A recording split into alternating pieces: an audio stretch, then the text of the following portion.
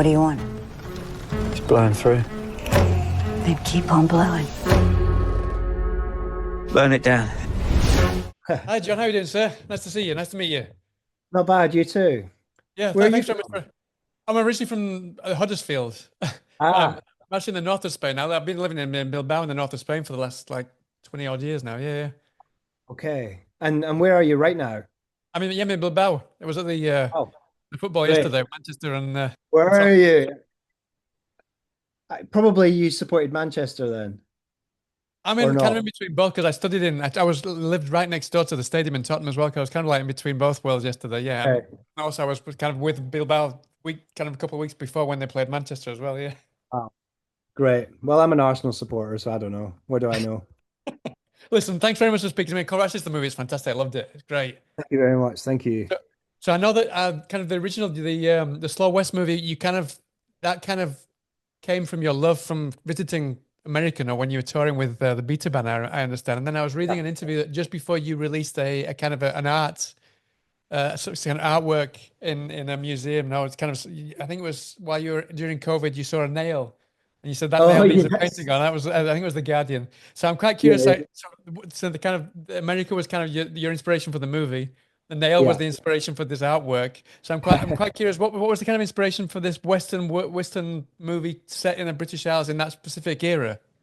Yeah, I think it was a combination of two or three things coming together. I mean, one was my love of Kurosawa and thinking, God, I'd love to make a samurai film, Right. and just and then how to sort of find a way into that because I wasn't going to make a Japanese film, so thinking perhaps it could be a samurai in Britain, and then I think secondly was just why are British period films usually costume dramas and where's the outsiders or where's the sort of equivalent of a Western really?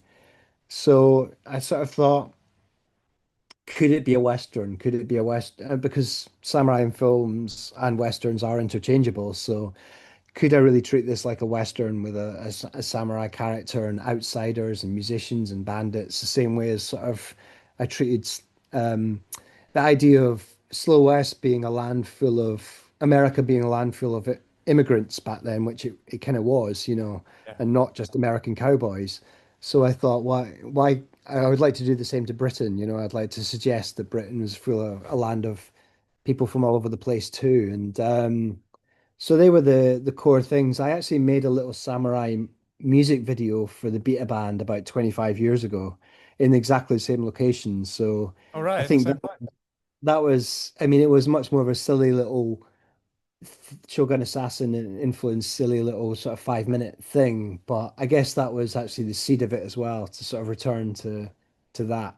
It must have been kind of must have felt like a weird circle, full circle when you've got to do. I don't want to give anything away, but there's a brilliant samurai puppet scene sort Yes. of early on in that must have been great. I mean, was that kind of inspired by the music video? I've not seen the music video, but I'm guessing it was kind of No, that kind no, of the thing. music No? video was just it's quite similar in terms of it's the same location and the character sort of goes around the lake, and then there's a sort of old guy at the end that is actually the drummer's dad, which is now played by Tim Roth. So, there's a sort of it was weird being back up there and shooting something, but instead of having Robin's dad, having Tim Roth. Mm. Um, but yeah, there was, um, of course, I developed this, over the years to sort of be a much more complex piece and try and say a lot more about things like the father-daughter relationship and the um, you know, things about greed and things about you know, sort of the father and daughter relationship in terms of the father thinking that he's teaching the daughter the right things, which is how to use a sword and how to survive, but not really asking the questions, what do you want? What do you need? And questions that may have come from the mother that's not there, and Tornado gets more and more frustrated about this until she does something about it, which is wrong. But all these sort of elements grew over time of writing, and yeah, I'm quite curious. I mean, you mentioned the kind of the daughter, the father-daughter relationship, especially. I mean, I love the way that it kind of reminded me of a friend that I had whose parents were from Spain and they moved out to London, and like yeah. they were always spoke to him in Spanish and he always answered them in English. And I was There really you curious go. where you got that idea from. What was kind of the inspiration for you to have that kind of relationship in the film? Well, me and my dad, I think, I mean, Yeah, when I was young, my dad's Scottish and I'm Scottish, but my dad really wanted, when I was very young, my dad was wanting maybe to talk about the Highland clearances and the history of Scotland and history of our family tree and our link to Scotland. And just when you're young, you just don't want to hear it, and, it just so, you know, it's only more recently, and as I've got my own kids, that I've started to become interested, and you just hope that you become interested before it's too late and you can ask yeah, those questions, and the tragedy of maybe the tornado, I don't want to give a spoiler, but she's just not ready to sort of embrace the to that side of her culture. And I think it was just having friends and living in London, which is so multicultural, that you see these things and you become aware of the idea that, oh, if people are from other places, that does become a thing where their parents may want to keep the home going, and the youth wants to just fit in, and not stick out and become British. And so I did it all with in Tornado, really, with him handing her chopsticks and her taking a fork, you know. yeah. Mhm. Um, so that was the idea there, yeah. Uh-huh. I mean, coupled to that, I felt it was really poignant as well, the kind of the parallels between Tornado's relationship with the father and also Little Sugar's relationship with his father. Yeah. Obviously, not going into it too much, don't want to spoil anything, but what kind of drew you to explore those kind of spins on each Yeah, other's I just relationships? once I figured out Tornado and her father, I kind of wanted to mirror it because I didn't want it to be goodies v baddies. So I thought perhaps the more I developed Sugarman, I thought a relationship with his son, he does the same thing. He bullies his son and tries to bring his son up to be like him, the same way as Fujin's trying to bring up his daughter to be like him, but not really getting who they really are and what they really want. And, both kids make the same mistake.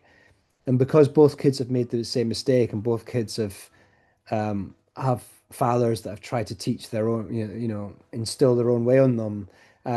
Little Sugar thinks that they're somehow connected and the same, Mhm. but as a viewer, we know they're not, and there's that subtle difference between right and wrong that Tornado just um, realizes halfway through the day that her father didn't.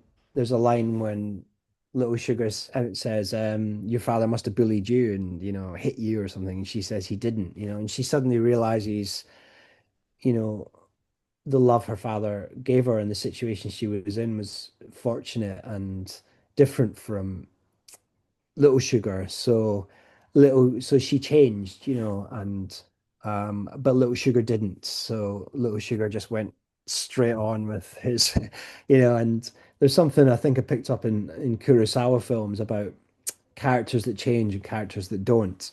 It's not Kurosawa films aren't goodies and baddies. They're just Yeah. characters that change, characters that don't. So I thought a lot about that too with the father son and the father daughter.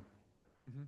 Something I loved as well is that you're able to say so much with this movie when there's not really that much dialogue, which is something I really appreciate because I mean it feels Would like say it's a that's a really big simple. compliment. No, it really is. I mean, some people get Yeah, well, especially when I talk to actors, I say this was a really good film. You didn't get much to say, but it was a really good role, and yeah, they don't appreciate. But I think it's something that people fail to kind of appreciate the hard work that goes behind kind of yeah. creating these stories that have so little spoken word because you've got to kind of express this internal dialogue visually, with their eyes and their No, face, you're right? absolutely spot on. I'm glad you picked up on it because you can misread as something quite simple, so it's easy. But in actual fact, to get a script to a place that is simple and a simple story with no dialogue, it takes quite a lot of work, Huge and amount of a background lot and of work, I imagine, no, huge with amount of not work just the off the scripts, but also page. with the actors as well. Oh yeah. Yeah. And then when I started working with Tim, our mantra was to take out as much dialogue as possible, both of us. So Tim felt that if he could express something without saying it, then he would rather do that, and that was brilliant because that just was the ethos of the whole film, really. So, um, that was the final stage when we were on set and dialogue was still getting a little bit paired. And Tim's view on acting is it's easy to say something, but it's quite hard to convey something, without saying it. And Yeah. he feels that that's relying more on um, the hard work of acting. Yeah, I mean, it's easy to recite the lines, but another thing is to Yeah, kind of to kind of give them emotion, or to the audience. yeah, Exactly. yeah. Uh-huh. Be that. Yeah, Uh-huh. yeah. Well, listen, they're giving the wrap. So thank you so much for your time, John. I wish you the Oh, best of luck with the film. Yeah, it's going to go down really well. I'm sure it will. And I hope to thank you speak to you very again much. sometime soon. And good luck with the Beta Band tour. I know you've got a tour coming up soon as well. Yeah. That too. All Glad right. you're. Take care. Have a good one. Cheers. Bye now. That's my father's sword. I will avenge my father. I will destroy you. I'm Tornado. Remember my name.